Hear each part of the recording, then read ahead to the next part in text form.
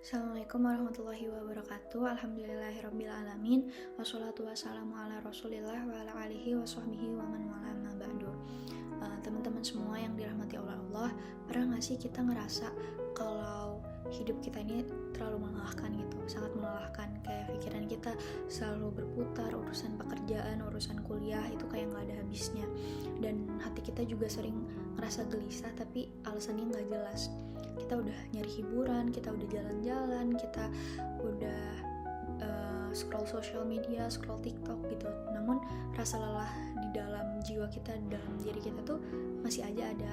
Kenapa? Karena kita nih sering lupa memberikan, ibaratnya lupa memberikan makan bagi jiwa kita. Dan makanan terbaik untuk jiwa itu adalah berkomunikasi dengan penciptanya melalui sholat, berkomunikasi dengan Allah Subhanahu wa Ta'ala melalui sholat gitu. Sholat itu tuh bukan sekedar kewajiban yang menggugurkan beban syariat, menggugurkan kewajiban kita gitu. Tapi sholat itu lebih dari itu. Sholat itu adalah kebutuhan jiwa. Bayangin, dalam sehari semalam Allah itu udah memanggil kita sebanyak 5 kali.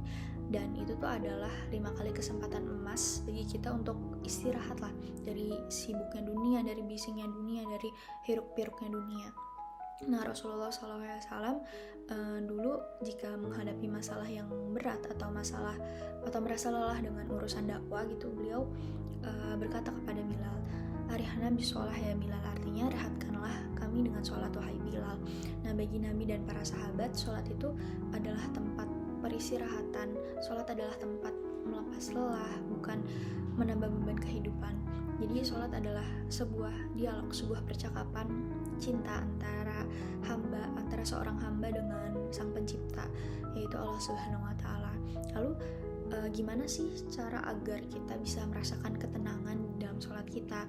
Nah, itu yaitu dengan cara memperbaiki sholat, memperbaiki kualitas sholat kita. Nah, ada 3 caranya, yaitu yang pertama, hadirkanlah hati atau hudurul qalbi.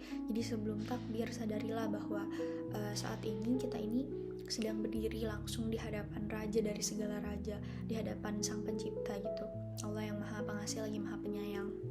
Nah, selanjutnya pahami apa yang dibaca, usahakan mengerti arti dari bacaan sholat kita, walaupun cuma hanya doa-doa pendek atau surat Al-Fatihah, usahakan untuk mengerti.